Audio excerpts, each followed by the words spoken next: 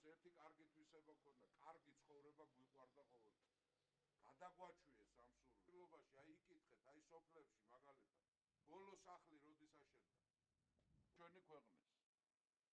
ამიტომ ამას დაუდოთ რა, წერტულ ოცნებას. იმიტომ რომ გამარჯვებელი ვინც არის, კერძო საქმით ვიცხოვრეთ ჩვენ ბოლო 20 წელია და დაგვექცა ქვეყანა.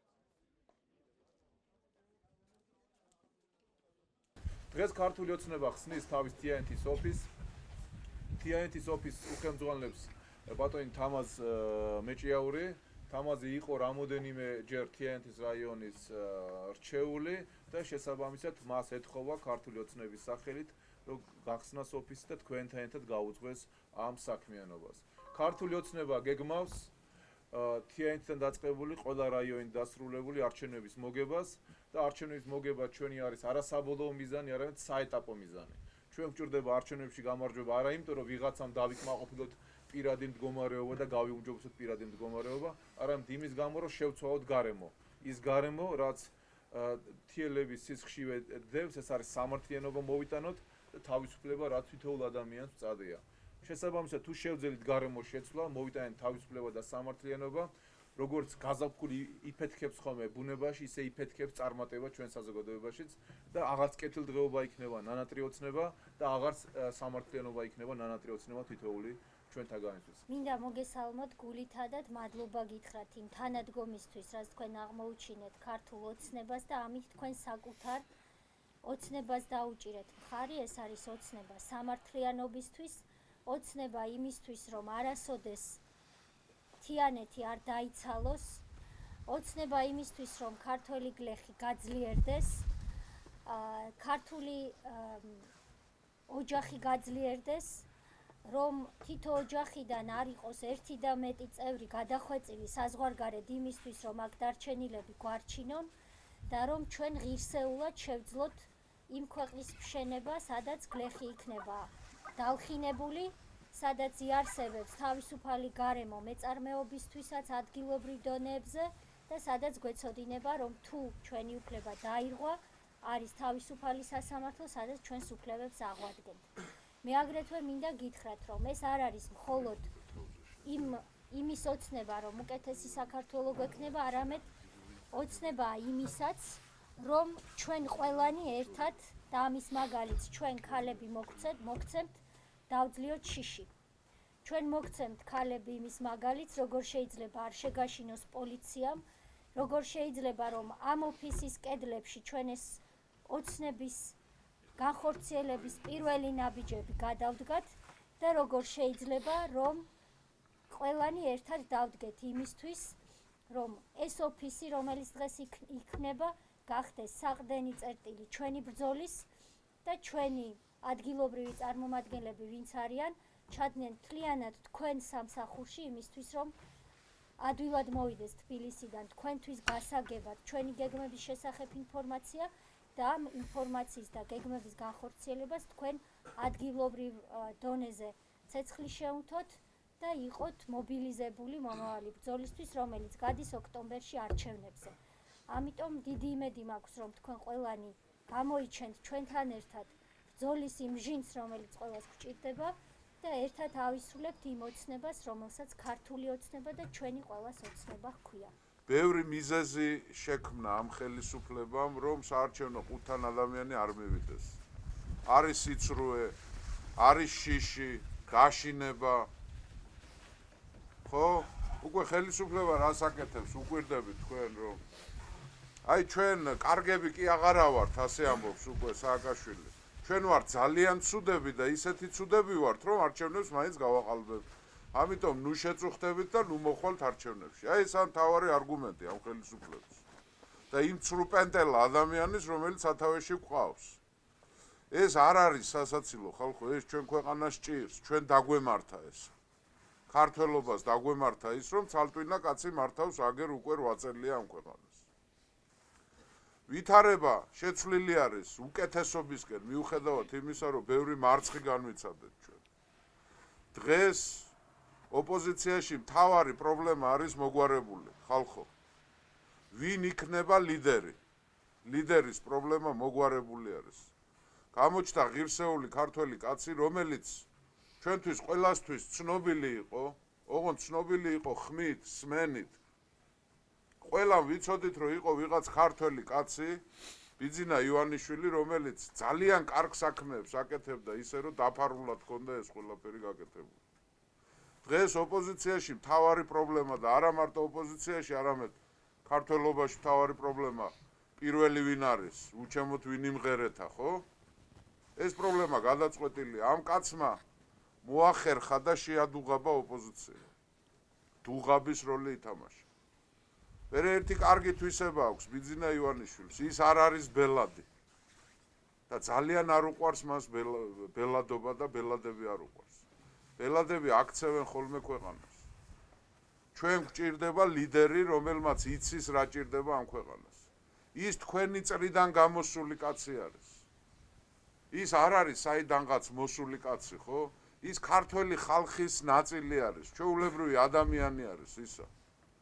და ყოველთვის მას სურს, ახლა დიდი ხანია ჩვენ არც ჩვენთაგანს მასთან კონტაქტი არ ქონია, სულ ახლახან გავიცანით, ხო, რამოდენიმე თვე არის, იმიტომ რომ საკმაოდ დაფარულად ცხოვრობდა ეს კაცი, კარჩაკეტილად ცხოვრობდა, ხო? სურპრიზი აღმოჩნდა ჩვენთვის, ძალიან უბრალო კაცია. ძალიან მართალი კაცია. და რაც თავარია, ხალხო, ჭკვიანი კაცია ის. ჭკვიანი კაცია. ქართველები ნიჭიერი ხალხი ვართ, ლამაზი ხალხი ვართ, ჯიშიანი ხალხი ვართ, დიდი ისტორიის და მემკვიდრეობის მქონე ხალხი ვართ, მაგრამ ამ ბოლო წლებში ცოტა ჭკუა მოგვაკლდა ჩვენ, ჭკუა ცოტა გვაკლდა ჩვენ, ხო? აი გამოჩნდა ჭკვიანი ადამიანი, თანაბრად ნიჭიერი და თანაბრად ჭკვიანი ადამიანი. პატიოსანი ადამიანი. ძალიან რო გავაპრიმიტიულოთ, ახლა და გავამარტივოთ, ხო? კაცი არის ჩამოსული, რომ თავის ქვეყანას მიხედოს. რაღაცა გაუკეთოს ამ ქვეყანას და ის რაღაცა ძალიან სერიოზულია. მისი მთავარი პრიორიტეტი და ჩვენი მთავარი პრიორიტეტი ყველასი. ეს არის გლეხკაცის ფეხზე დაყენება, იმიტომ რომ საქართველო ყოველთვის იდგა გლეხკაცი. ყველა ვინც შეგვთა კითხა, ქართული ოცნებიდან ხართ? ჩვენ ვთქვარით ხო. ღმერთმა გაგამარჯვებინოთო გვითხრა. მე ვთქვარი ეგრე არ გვაწყობს მეთქი. ჩვენ კი არ გაგვამარჯვებინოს, ერთად უნდა გაგვიმარჯვოს მეთქი, იმიტომ რომ ყველა ვინც არის ამ საზოგადოების წევრი, ვისაც უნდა უკეთესი ცხოვრება, ყველა უნდა დავდგეთ ერთად. რა გაუჭირდა თიანეთს აიმისო, რომ ნახევარი თიანეთი საბერძნეთშია წასული ვიღაცის უპატრონო მოხუცებს უვლიან და იმით რომ არჩინონ თავისი შრომის მოყვარე, წესიერი, ჭკვიანი ხალხი, რატომ უნდა იყოს გადახვეწილი თავისი სამშობლოდან.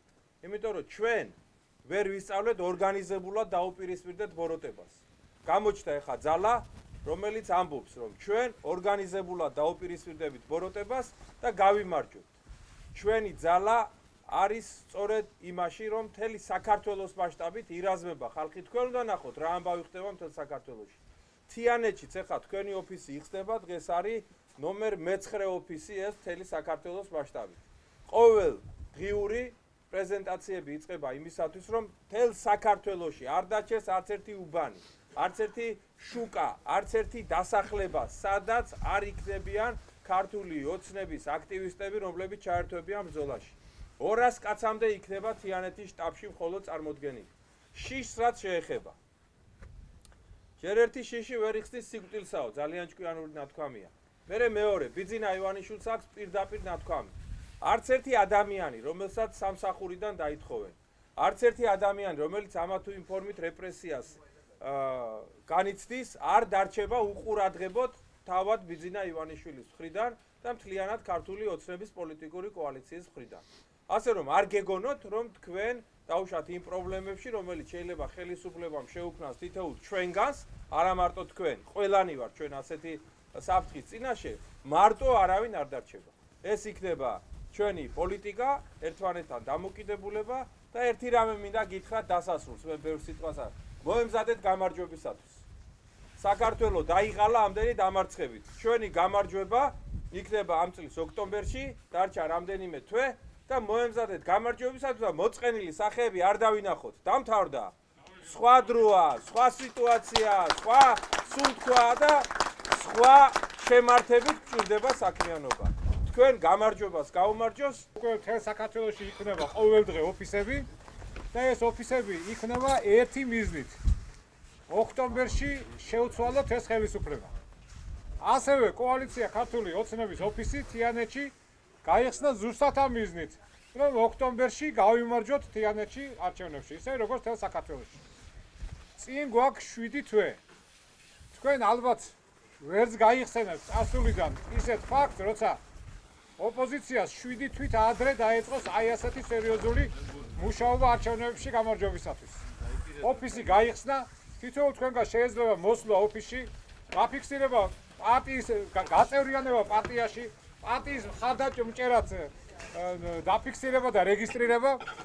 თქვენ ჩამოგივათ პროგრამები, სადაც დაწვრილებით იქნება გაწერილი კოალიცია ქართული ოცნების მოსაზრებები მომავალ რეფორმებზე, ჯანმრთელობაში, განათლებაში, ეკონომიკაში, სხვა სფეროებში და ჩვენ უნდა შევიდეთ თითოეულ ოჯახში, თქვენთან ერთად, თითოეული თქვენგანი აქტივისტები, აგიტატორები უნდა გავხდეთ, სხვა ხალხი უნდა მოვიყვანოთ აქა და თქვენთან ერთად აუცილებლად აი ამ ტრიბუნიდან ოქტომბერში ერთმანეთს მიულოცავთ გამარჯვებას.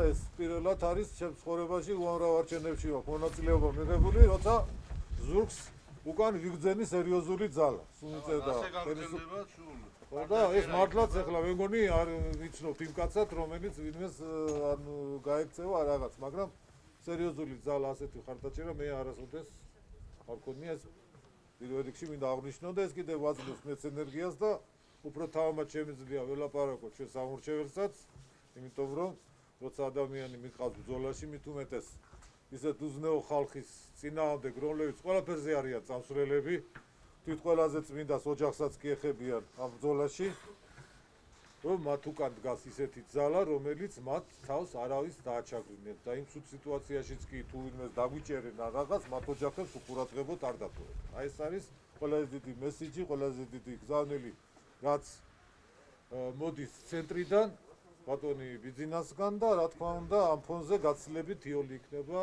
რაც ასეთი სერიოზული ქვეყნის მტრის დამარცხება.